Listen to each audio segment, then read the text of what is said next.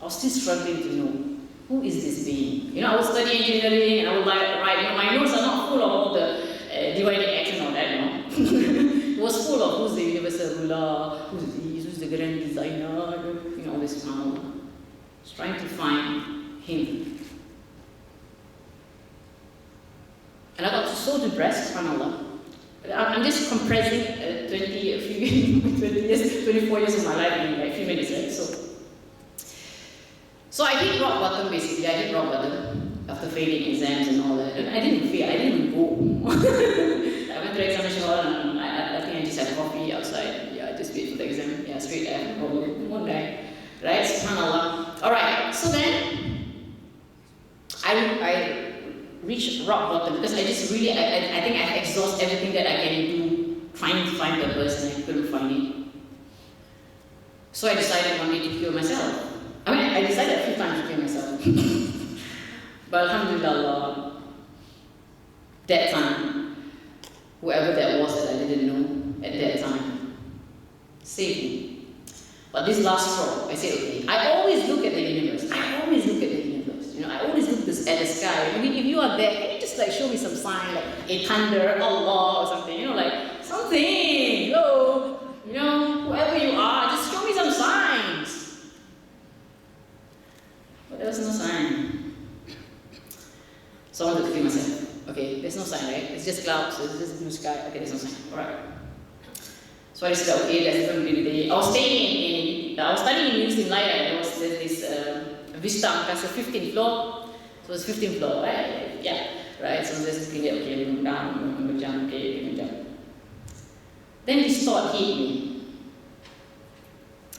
Alright, if you die, that's fine. That's what I thought, right? SubhanAllah. There's a lot of people are more afraid of living than dying.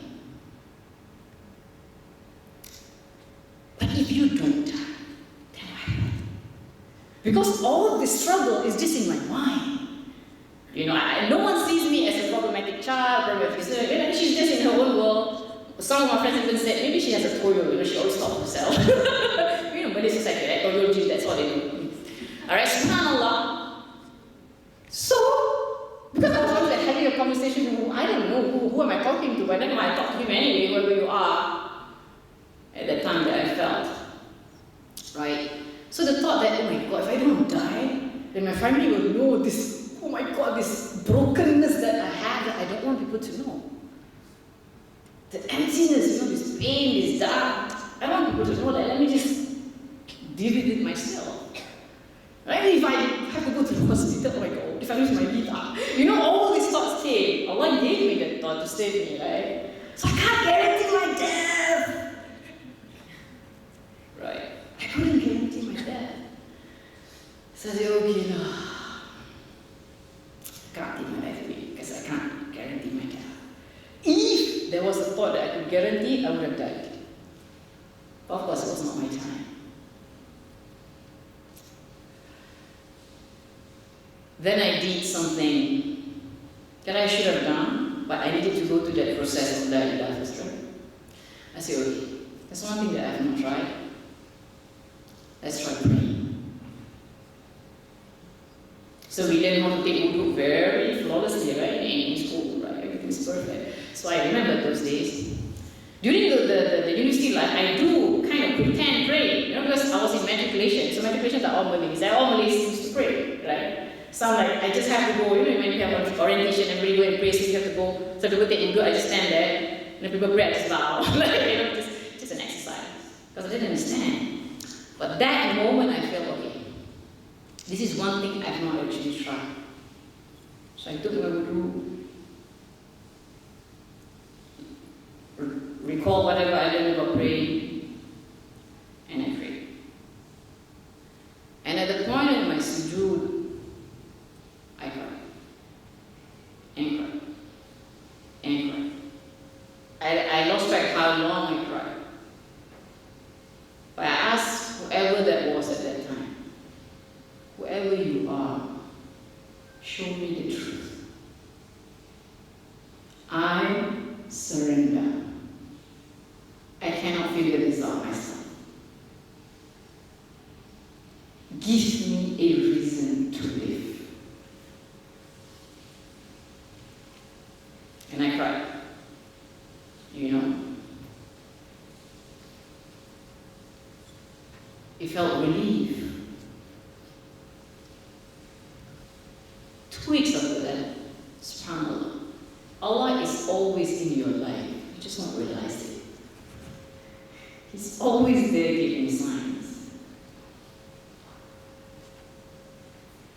2 weeks after that, approximately, I went to this bookstore. The good thing, alhamdulillah, Allah blessed me with is the love for books. So I went to this bookstore in KL Central. That time it's called Naya Bookstore. And the moment I entered the bookstore, I saw this book entitled Allah is No True Reason. I took the book, I bought the book, I read cover to cover, and this is what happened, okay? It's so beautiful how the book presents Allah. I've never had that experience being presented about Allah in the way the book explained it. So when I closed the book, this is how I felt. Alright? You know, I felt that I've been living in this black glass box, thinking there was light in it, thinking I know how to make sense of life. After reading that book, I felt that whole box is just smashed. And then I look at the sky. I say, how could I have not seen it? He's just there. That is his sign.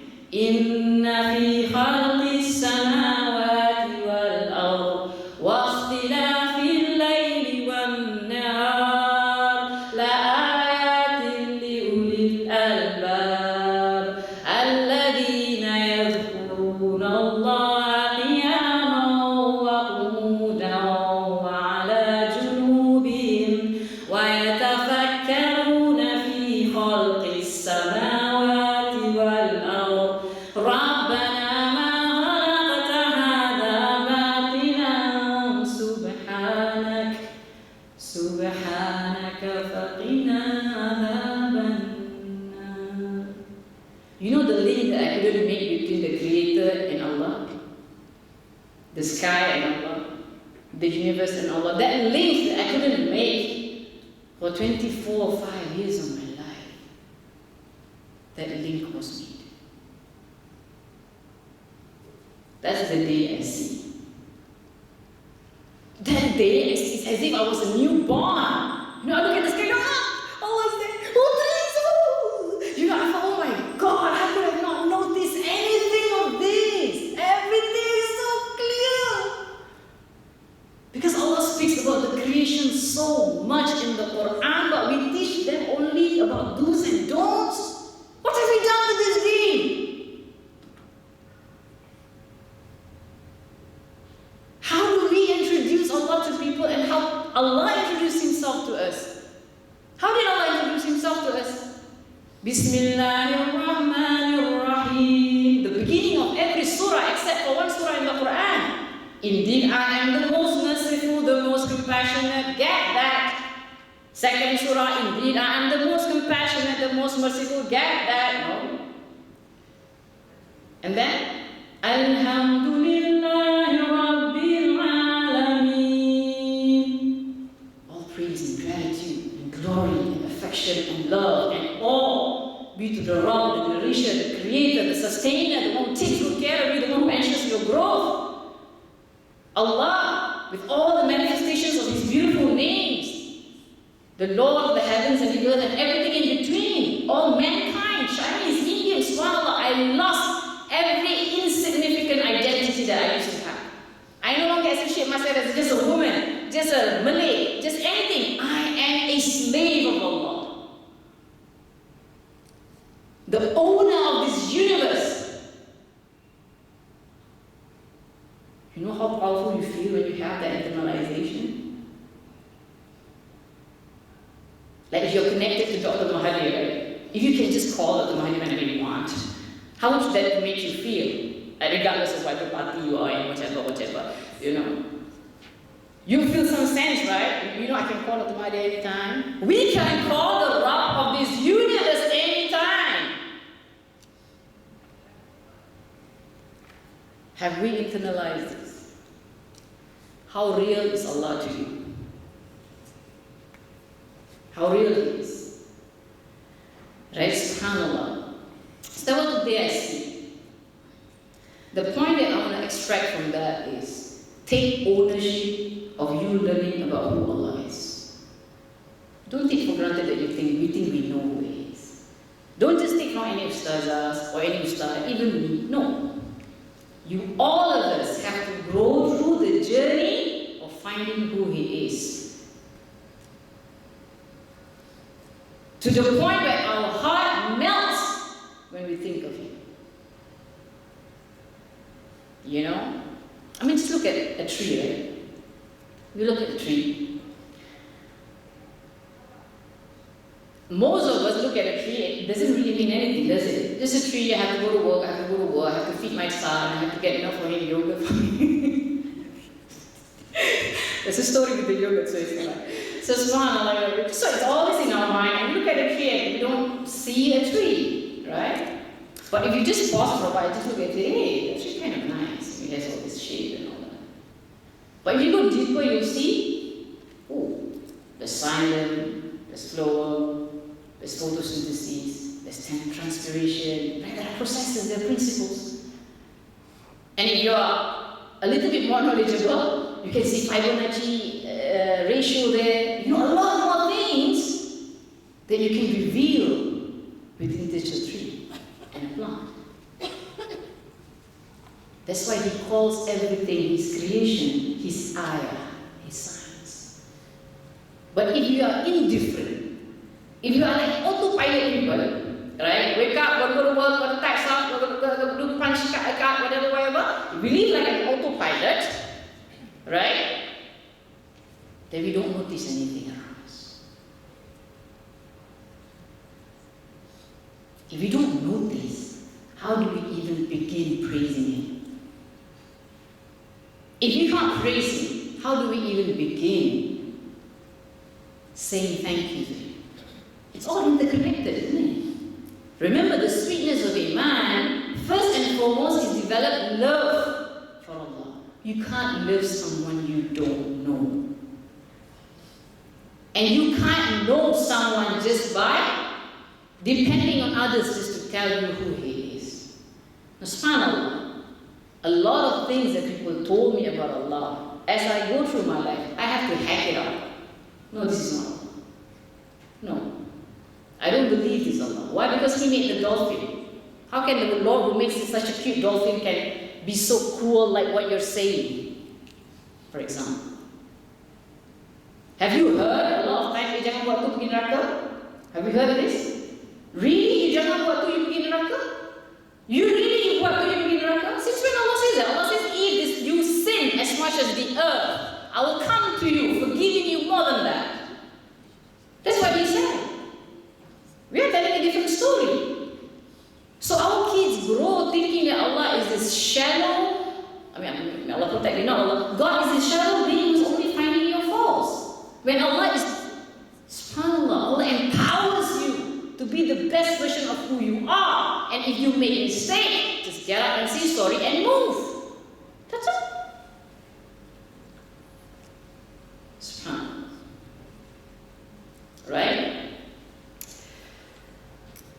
So let me recite some of you of who Allah is. And let's us immerse ourselves in the way that Allah described Himself.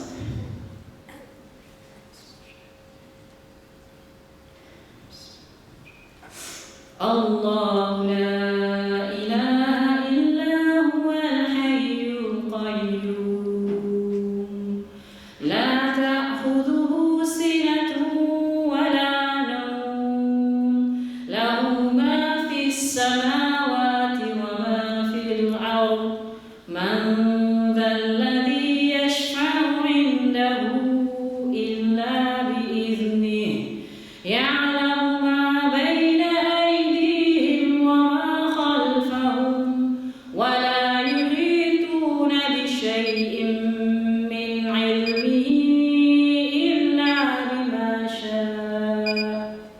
وسع كرسيه السماوات والأرض ولا يئوده حفظهما وهو العلي العظيم. Allah. There is no deity except Him, the ever-living, the sustainer of all existence. Neither drowsiness overtakes Him nor sleep. To Him belongs whatever is in the heavens and whatever is on the earth. Who is He that can intercede with Him except by His permission? He knows what is presently before them and what will be after them, and they encompass not a thing of His knowledge except for what He knows. His kursi extends over the heavens and the earth, and the preservation tires Him not. And He is the Most High, the Most Great. سبح لله ما في السماوات والأرض وهو العزيز الحكيم له ملك السماوات والأرض يحيي ويميت وهو على كل شيء قدير هو الأول والآخر والظاهر والباطن وهو بكل شيء عليم هو الذي خلق السماوات والأرض في 6 أيام ثم استوى على العرش يعلم ما يلج في الأرض وما يخرج منها وما ينزل من السماء وما يعرج فيها وهو معكم أينما كنتم والله بما تعملون بصير. Whatever is in the heavens and earth exalts Allah, and He is exalted in might the wise. His is the dominion of the heavens and earth. He gives life and causes death, and He is over all things competent. He is the first and the last, the excellent and the intimate, and He is of all things knowing. It is He who created the heavens and the earth in 6 days and then established Himself above the throne. He knows what penetrates into the earth and what emerges from it, and what descends from the heaven and what ascends therein, and He is with you wherever you are. And Allah of what you do is seen. Bismillahirrahmanirrahim. Allahu nuru samawati wal ard. Mathalu nurihi kamishkatin fiha misbah. Al-misbahu fi zujajah. Az-zujajatu ka'annaha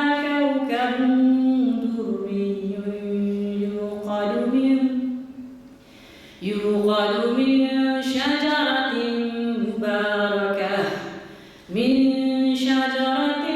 مباركة زيتونة لا شرقية ولا غربية يكاد زيتها يضيء ولو لم تمسسه نار نور على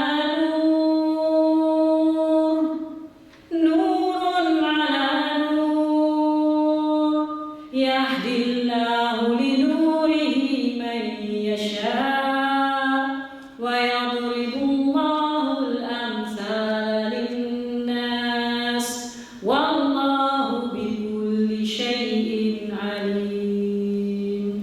بسم الله الرحمن الرحيم. قل هو الله أحد الله الصمد لم يلد ولم يولد ولم يكن له كفوا أحد. Allah is real. Every time I think that, I get this zest of energy. He's real. He's not an idea. It's not a concept. He's not like uluhiyah, tauhid, rububiyah, tauhid, asma wa sifat. No, he's not anything technical. He's a living being.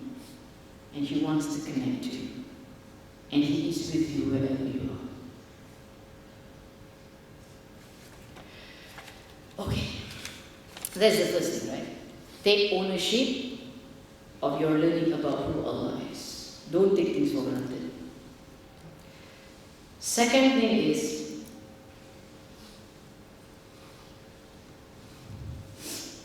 when we see KLCC, right, subhanAllah, the first thing that comes to our heart, wow, right, it's an amazing building, you know, and it just shows, definitely we would have some sense, whoever made this, you know, the engineers here, whatever, right, whoever made this a great being, right, great human being, so smart, so this, but when you look at the sky, you don't feel anything. We have not tapped into the power that really exists inside our heart. You know what the power is? The power of hamd. Rasulullah SAW on the Day of Judgment will be carrying the banner of hamd. Why? Because we are the ummah who is supposed to do hamd the most. Why? Because we are the ummah who is supposed to know Allah the most. And that's the reason why Al-Fatiha, the opening of the Quran, begins with Alhamdulillahi Rabbil Alameen. We forget, right? And second rak'ah, Alhamdulillahi Rabbil Alameen. We forget again, Zuhur comes. Alhamdulillahi Rabbil Alameen. 17 times a day. Allah tells us, internalize these, O slaves of mine. Rasulullah says, it's a beautiful hadith, you know, that the angels that has never come down to the earth came to give the good news to the Prophet ﷺ about 2 lights that will be given to him. Right? And these 2 lights, one is Al-Fatiha, and one is the 2 endings of Surah Baqarah. Right? So let's not just look at a tree and don't think, and look at a hadith and don't think. So why is it a light? Why is it a light?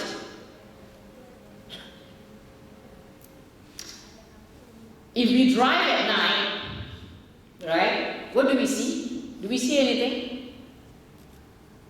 If we drive at night, what do we see? Just darkness, right? Darkness. We don't see the green color of the trees or the blue sky. We don't see that. Not because it's not there, but because the absence of light. The absence of light.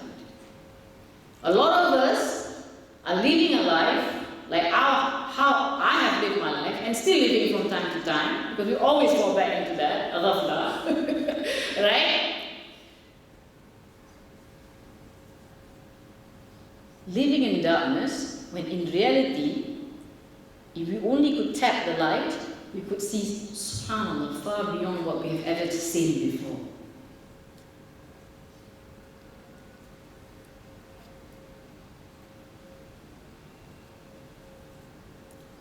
What happens if you do praise to Allah subhanahu wa ta'ala? What happens? What happens to our heart? Let's say you have a flower, okay, a beautiful rose, and my friend Farida looks at the flower and she says, "Hey, cantik, he's so gorgeous, thank you." Like girls do, right? And you give a flower to a man, not very sensitive guy, right? And he looks at the flower, it's just a flower. What's wrong with you? Right? Now, does the flower change? Does the flower change? Does the flower say, "I'm sad because you didn't praise me"? No, the flower don't care. But who feels the joy of looking at the flower? Whose heart is warmed by the sight of the flower? Farida or the guy? Farida. We praise Allah, we don't praise Allah. Allah is not affected. But if we are able to tap into the power of praising Allah, then how are we going to be depressed? You look at the sky, subhanAllah, you really Allah. And every single second the sky is different. Right? You look at the trees, subhanAllah, do you notice how many colors, shade of greens there are? It's uncountable. Right? And you learn science, all of us learn science, right? But somehow we have take God out of the equation. Right? We learn science as if there's no God, we learn God as if there's no science. I teach science. So sometimes when I start doing my lesson plan, I will cry, you know. You want to teach the kids neuron. Oh my God, what in the world is neuron? It's such an amazing thing. This is one, I can't even wait, I forgot my lesson plan. Never mind, I just talk to them whatever I know. Right? There is just a gazillion things to praise Allah for if you tap into the ability to do hamd. Really? You know, if you're not a cat lover, fine, Allah gives you dog. If you're not a dog lover, Allah gives you centipede, whatever. Right? If you don't like centipede, Allah gives you birds. If you don't like birds, Allah gives you fish. If you don't like fish, Allah gives you rambutan. If you don't like rambutan, Allah gives you durian. Whatever. Why is it there's so many different things? Have you ever thought about that?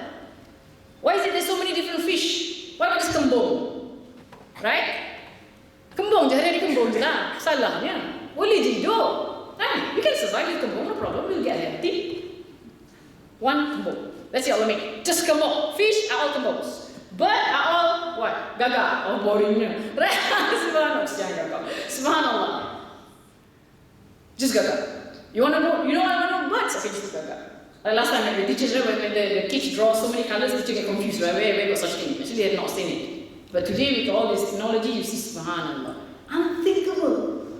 The fish that, you know, have you guys seen? I'm sure you guys seen, right, in YouTube or in Facebook, the fish that great architecture fish that design something on the seabed to attract the partner. Oh my God, I'm like, penat belajar engineering, dia yang pandai buat benda ni.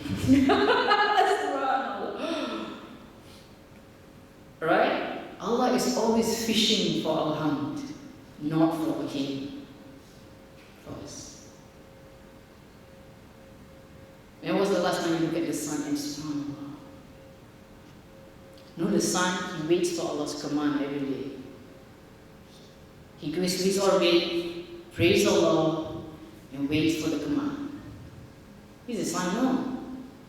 How many million times bigger than our earth?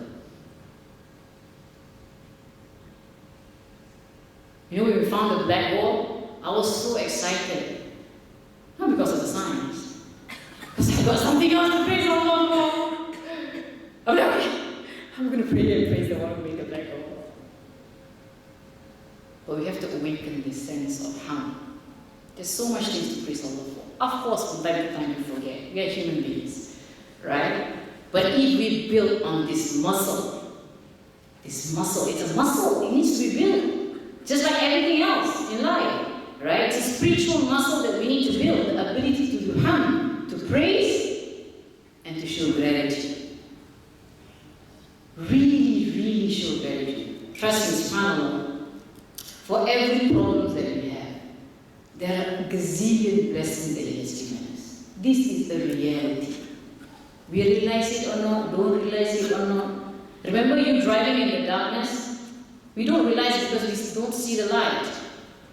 Why we don't see the light? Because we have not worked on our heart. Remember, Alhamd is light.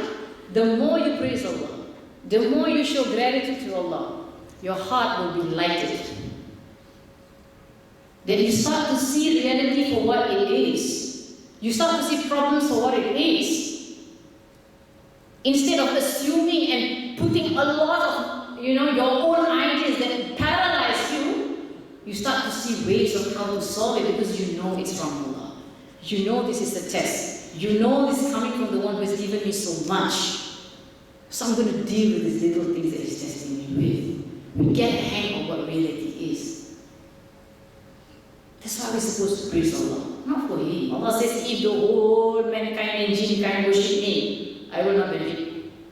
If the whole mankind and jinn kind don't worship me, nothing will happen to me. about Allah, right? Nothing. SubhanAllah. But He loves it for us to worship Him.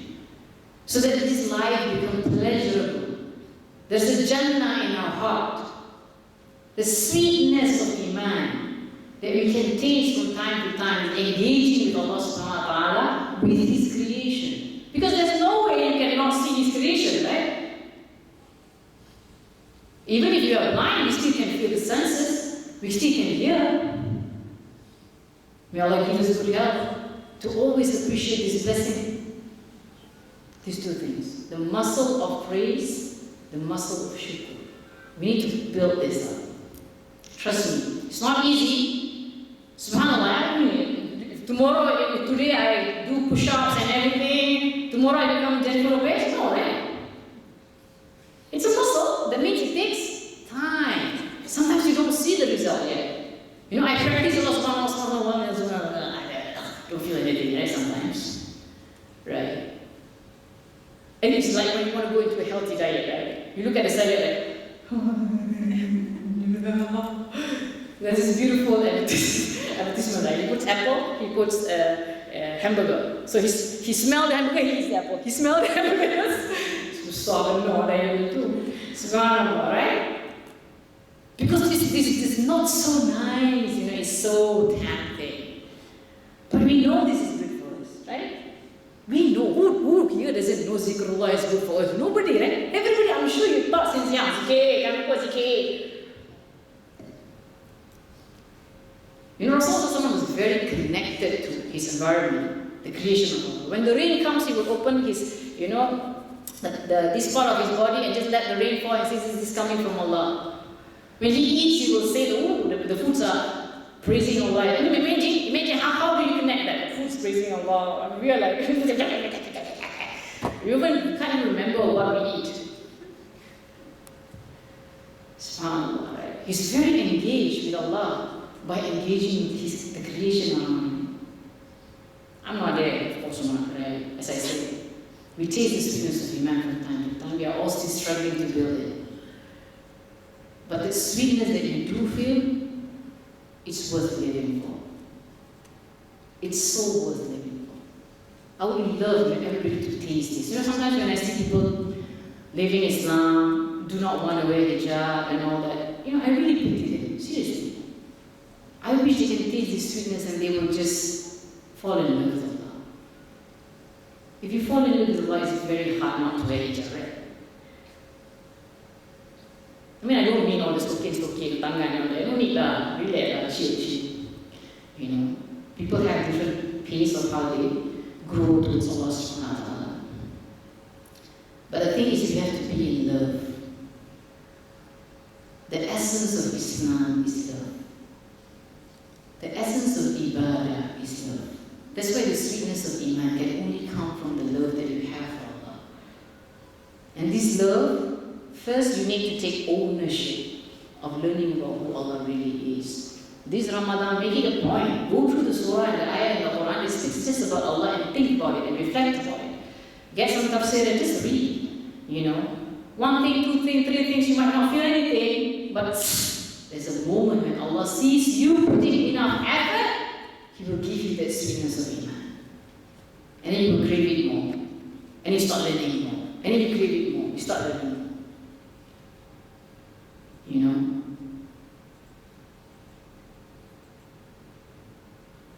And you look at this guy and you're so there. You're just there. I'm safe. I'm safe. Allah is there. Alright? So 3 things. What time is it now? What time do I end? 2, right? Okay. 2 I end? Okay. Now, so the 3 things that we have to do is take ownership of learning about who Allah is. Second is engage. You know, engage, internalize your hamd to Allah, which is praising Allah subhanahu wa ta'ala. And gratitude to the Sunnah. Thank you. The things that you cannot do, alright, comes from this beautiful story that I think mentioned about 7 times in the Quran. The story of Adam alayhi salam and Iblis. Everybody knows the story? Everybody knows the story, right? What's the story? Right? The story is Allah decided to make a Khalifa on earth. Allah created Adam alayhi salam to be the Khalifa on earth, right? And then He tested Iblis with this new creation. He tested Iblis with this new creation. Right? Allah also tested Adam alayhi salam with the fruit. Remember the fruit? Right? So both of this being were tested. Iblis was tested to bow to Adam. Adam was tested not to eat the fruit. Right? And both made a mistake. Both made a mistake. Right? Iblis made a mistake of not wanting to bow. Adam made a mistake of eating the fruit. So up to this point, both are at the same path. They made a mistake, right? They disobeyed Allah. Now what's the difference? What is the difference? How they respond? Iblis, what did he say? Excuse me, Allah, I'm made from fire. He's made from clay. He gave excuses for his disobedience. Excuses for the mistake he made, for the problems he had. Right? And he fell into ingratitude. Remember who Iblis is. Iblis is a worshipper of Allah. He was such a righteous worshipper, this Iblis guy, among the jinn, that he was put among the angels. He was not any Tom, Dick and Harry. No. He was a worshipper of God. But when he was tested with this, he fell into ingratitude. He forgot what Allah has done for him. Excuses, ingratitude. And eventually what happened? He blamed Allah for putting him in this situation. Because of you. The reason why we always have this whispering, right? The guy, yeah? Because he already told Allah, because of you, I'm going to mislead the human mind. Excuses, complaining, ingratitude, blame. So from the highest of the righteous slave, he fell rock bottom, and he cannot come out because he never wanted to say sorry.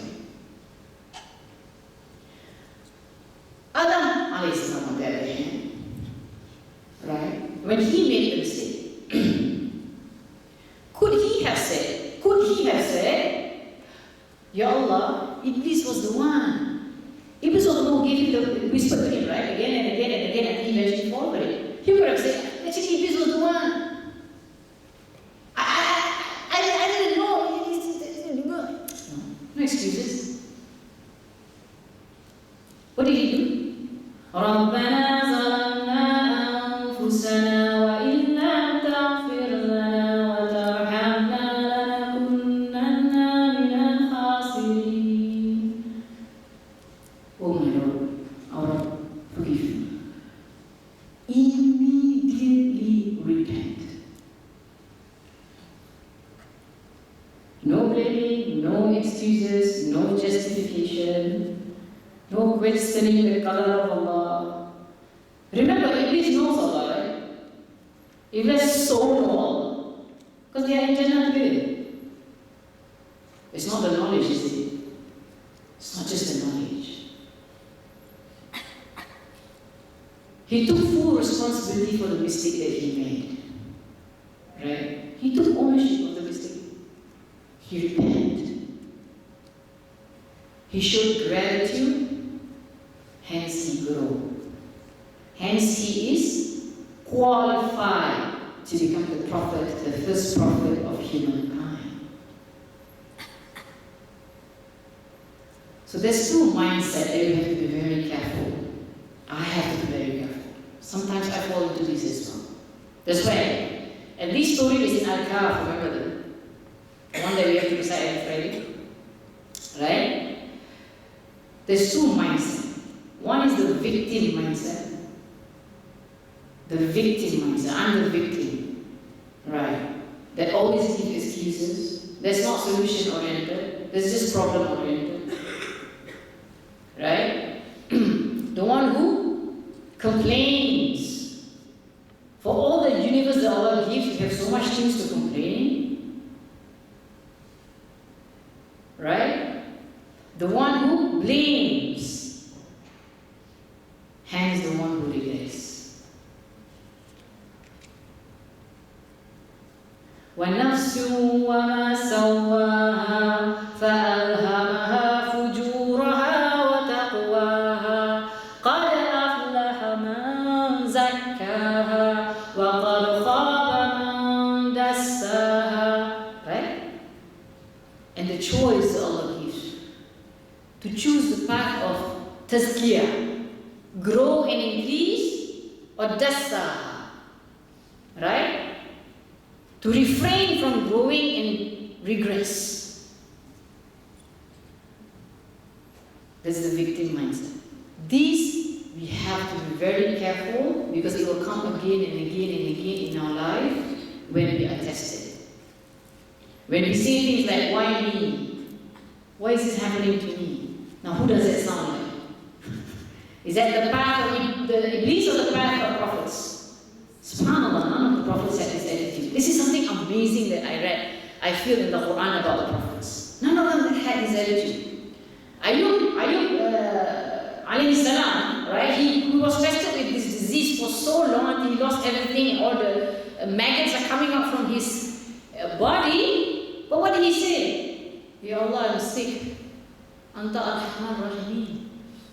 But you are the most merciful of those who show mercy. When I get headache, I forgot I was merciful already. But you are, subhanAllah, Yusuf alayhi salam, right? SubhanAllah, everything that he had to go through, he can only show shukr to Allah. Not only he show shukr to Allah, but even in his prison, he still wants to talk about Allah. But the wonders of Allah. This is something that they see that we don't see, eh? That's what my teacher once said. You know, if you stare at a halogen bulb, which is so bright, right? You look at it, and then you turn away, what do you see? Just light, right? Just light. You don't see problems, you don't see nothing. Yeah, just see light. So that's what my Shaykh says. If you keep on staring at the greatness and the glory of Allah, and when you shift your sight, you just see light. But to get there is a process. You have to be very careful with the victim mindset. We need to keep on grinding upon ourselves the master's mindset. Right? Take full responsibility of what happens in our life. Don't blame anybody. No excuses. Doesn't matter how your parents treat you, or your mother, father, grandmother treat you. Don't worry. There must be goodness in whatever He has decreed for you. Because He's the one who made this universe which is so perfect, hence He made your life perfect as well. But He gives you tests, He breaks you to build you. Because only when we are tested, we will really unleash the true potential that He has put inside us. Right? That's what I felt. That was my experience, right? If Allah did not put me in that situation, I would not have found Him. May Allah help me keep on having the ability to engage with Him. Right? So be careful of the victim mindset. Keep on building that positive mindset. Don't say why me. Say what's the lesson behind this? What can I learn from this? What mistake that I made that I could change? What is within my power that I could change something? There must be something. Alright? Don't allow things that is not within our control to stop us from doing things which is in our control. There are many more things which is in our control. SubhanAllah.